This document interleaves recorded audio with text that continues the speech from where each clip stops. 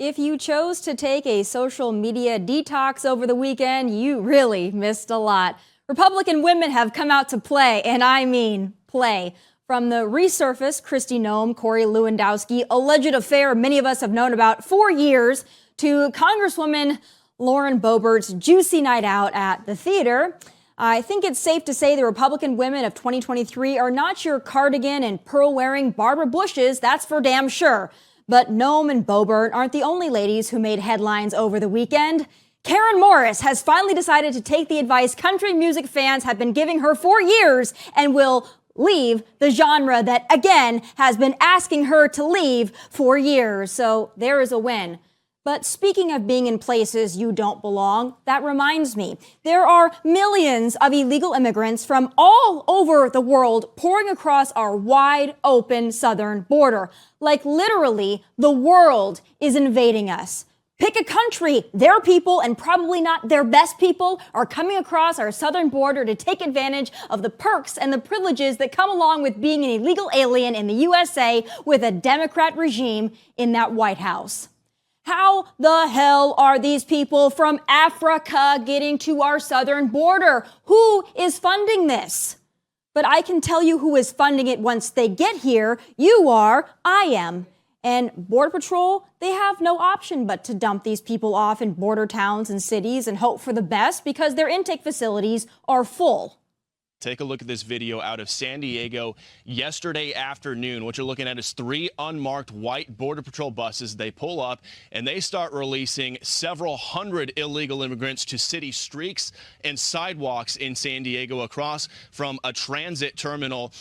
People were on this bus from as far away as China and Pakistan. And keep in mind, these buses are not from Texas. They're not Greg Abbott's buses. These are the Biden administration's buses. This is Border Patrol mass releasing people. You can see handfuls of them are standing around not knowing where they are, what to do, where to go next. And there was a remarkable exchange between one migrant and a Border Patrol agent as he asked the agent, hey, am I okay to travel to Chicago?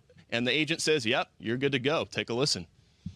You're free to go all anywhere you want. You're free to. Okay, it's no problem if I go to Chicago. Anywhere you want. You're free to.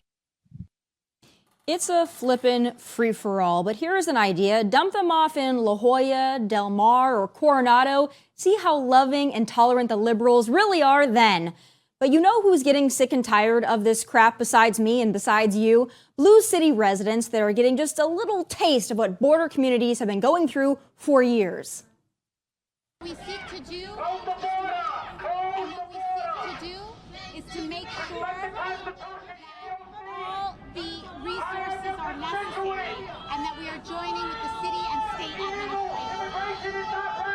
I think that AOC, when she came out and other members of Congress and they had this press conference, what did you think about their comments? They will never be allowed to walk down the streets again. Yes. They have destroyed our city, and New York, especially Queens, is woken let's up. pull away from. But the solution, as the Democrats you keep voting for see it, is to raise your taxes so as to better fund and manage and coddle these illegals. They are being placed in your schools, no vaccine requirement, by the way. They are living off of your tax dollars.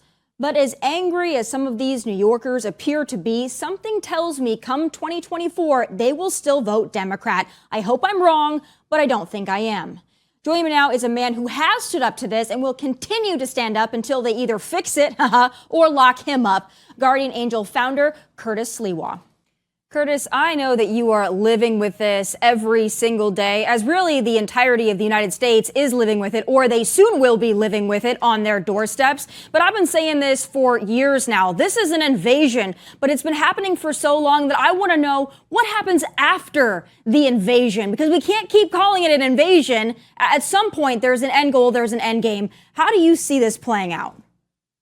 Well, remember, all these illegal aliens coming over, and by the way, they're taking advantage of our generosity and stupidness to keep the borders open. So they're bum rushing over.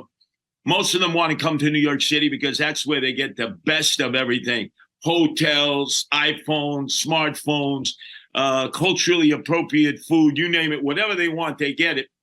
And while they're here waiting for their so-called asylum hearing that may take anywhere from 7 to 10 years, they're going to drop an anchor baby.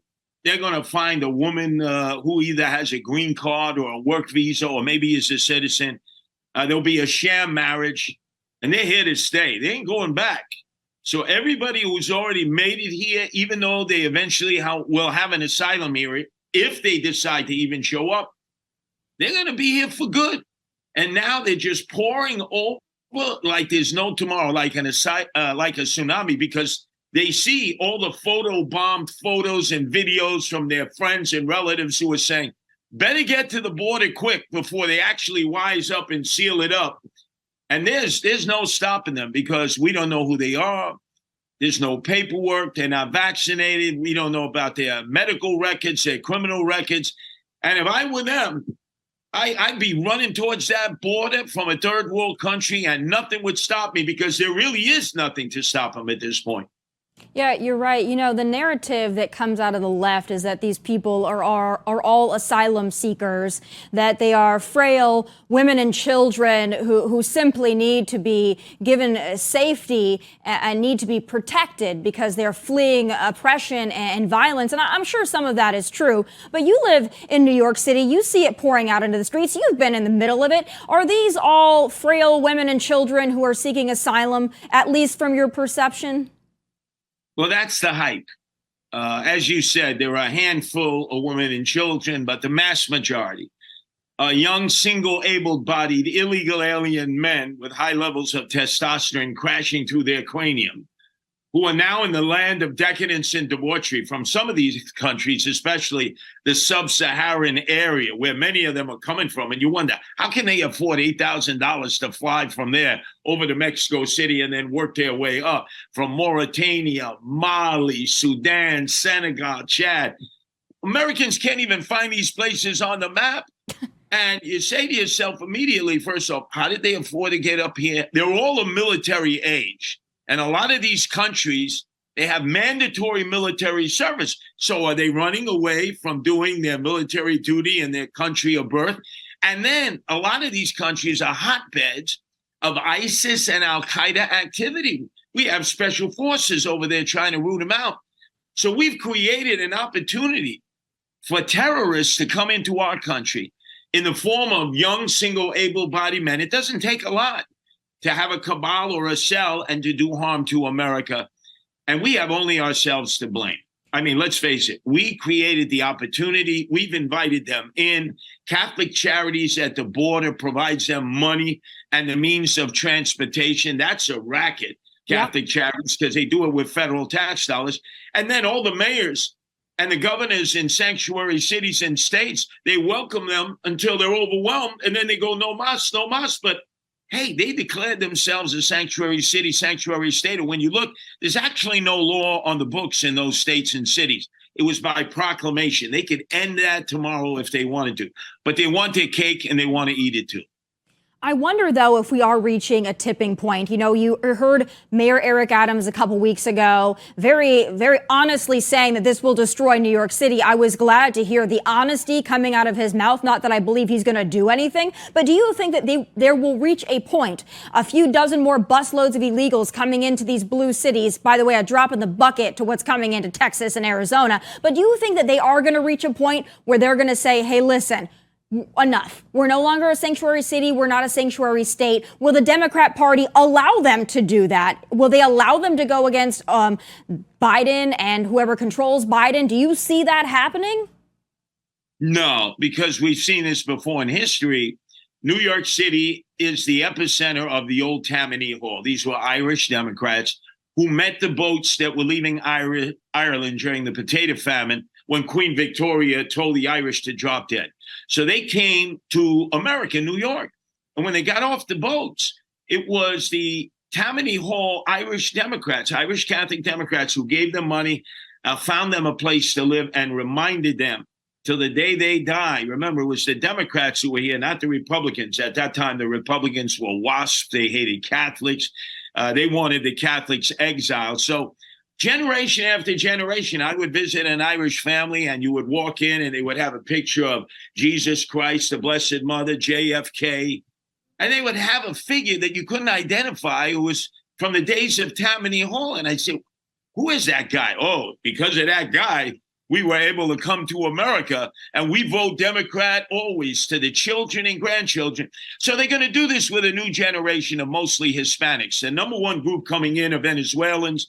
It's like a recreation of the Mariolito boat lift in which Castro sent all of his prisoners, those who were in mental asylums, those who were dissidents, to the sucker Jimmy Carter, who was waiting them on the Florida shore, 120,000 of them. And Maduro in Venezuela is following the same playbook. This time, the sucker is Joe Biden. Unfortunately, in both instances, in 1980, the Mariolito boat lift, and now this invasion, we, the taxpayers, are having to pay for all of this. And soon we won't have a country that we can recognize. So we have to fight for our country, our states, and our cities. Move aside, politicians. All you do is squawk and talk, and it's up to the people to rebel. And I'm leading the rebellion in New York City. We're getting arrested. We're blocking the illegals from coming into parts of the city. And we're going to tie this city up with knots. We're going to take tractor trailers, take the keys out. We're going to block thoroughfares, bridges, tunnels. This city, we're going to declare the mother of all civil disturbances in order to stop the madness. But Curtis, as far as I know, that you're not BLM, so you're probably going to face some real consequences for that. I'm sure that that doesn't bother you because your cause is bigger than that. But how do you think you're going to be received when you do these things? I mean, it kind of reminds me of the Canadian freedom truckers. BLM can do whatever they want. Antifa can do whatever they want. But, you know, as soon as you have someone standing up for what's right, what's just, for freedom, for border security, integrity, the integrity of our nation, I have a feeling that you're probably going to be behind bars, kind of maybe akin to January 6th prisoners. It seems like those groups of people are, the law applies a little differently to folks like yourself. Are you concerned? Well, you're right. They may charge me with inciting to riot, but I've been locked up 80 times. So I've had wooden shampoos, concrete facials. I know the routine. I think the problem here is, as you mentioned, BLM, Black Lives Matter, which has become big, large mansions, and Antifa. They not only were given a easy pass to attack police, to vandalize, to kill, to maim, to steal, but more importantly, they were rewarded. Here in New York City, there was just a consent decree signed by Eric Adams, swagger man with no plan, that paid money to Black Lives Matter demonstrators and Antifa demonstrators who attack people and attack cops. I don't expect that treatment. I expect it will be locked up. I expect that there'll be a price to pay. But, you know, when you see your country being taken over and politicians just standing on the sidelines and doing nothing, and to be honest, the Republicans and Democrats have done nothing about this immigration issue since Ronald Reagan was president, and he granted blanket amnesty, but still let everybody come in illegally. This has to force the issue. Neither party is guiltless, except in this case, the Democrats are the one at the border saying, andale, andale, come on in, I'm your Papa Chulo, who's your daddy? Because they want to nourish up a potential Democratic vote in the future, which will make it very difficult, especially in Florida and Texas, for Republicans to win there or maybe even anywhere.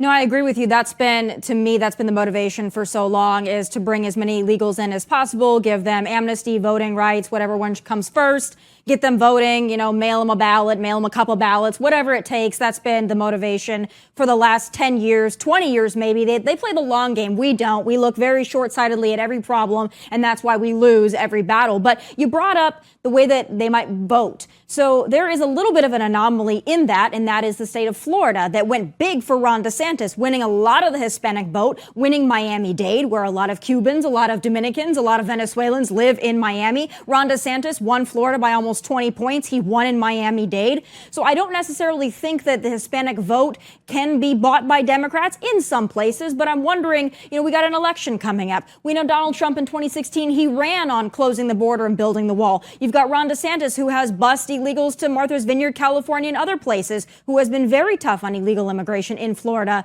and just by nature. Which one are you more confident in? Where I would disagree with you is you have to bifurcate it.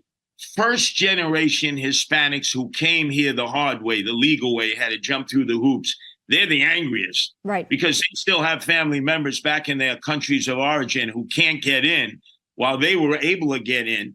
And maybe they have a green card, maybe they have a work visa, maybe they've taken the test for citizenship, which I'll tell all of your viewers, is so tough, that test, that most Americans would fail that test for citizenship. We make it difficult to climb up the ladder. But here are these first-generation Hispanics who've done all of that. And then they watch others just jump the queue, who we don't even know who they are. And they're at the front of the line. And they're the ones that are most enraged. So, yes, they will vote for Republicans because of that. But this wave of illegals, I'm telling you, I saw that in my own family on the Italian side. They voted Democrat and voted Democrat to the day they died. My father was not a Reagan Democrat, was not a Giuliani Democrat.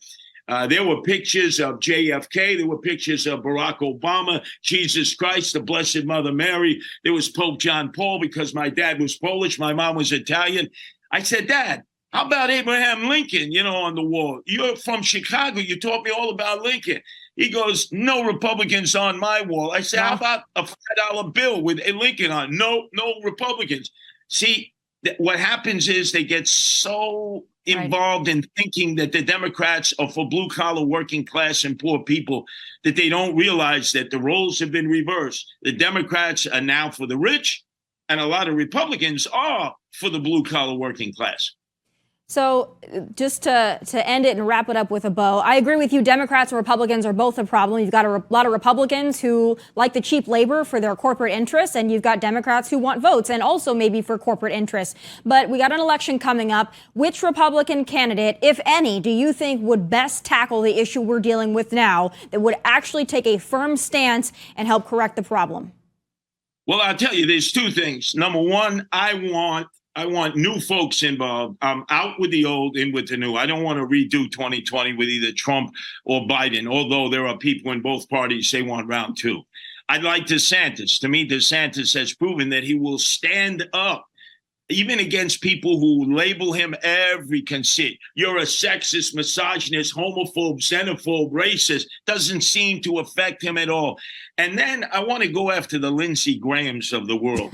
The guy was talking about bombing Mexico. If you think we have a lot of illegal aliens from Mexico now, can you imagine if we start bombing Mexico? The wave of people declaring asylum and claiming that they're war refugees, they're our number one trading partner. So many Americans vacation down there. This Senator Graham, he can't exist without wanting to get us into a war, whether it's the Ukraine or somewhere else. Stop with the warmongering. Let's figure it out together. But let's not vilify Mexico, because if we go to war against Mexico and bomb Mexico, where do you think all those Mexicans are going to come? North of the border. Right. You're exactly right, but I agree with you wholeheartedly. Thank you for doing what you do. I mean, you talk the talk, you walk the walk, and you're out there making a difference. God bless you. God bless New York City. And maybe, just maybe, some people will wake up. I know it's not going to be a lot, but maybe we can get a small fraction of a fraction of people that are fed up enough and see what you're doing and follow suit. So God bless you. Best of luck. And we hope that you stay out of the clink. But I know that you'll happily go there if that means defending the USA. Well, I lead the rebels, not the politicians, not the lawyers. And there's a phrase, up the rebels. And we will tie this city up in knots. We're not tolerating this invasion any longer. Well, I appreciate you. And I'm looking forward to talking to you soon and seeing everything you do.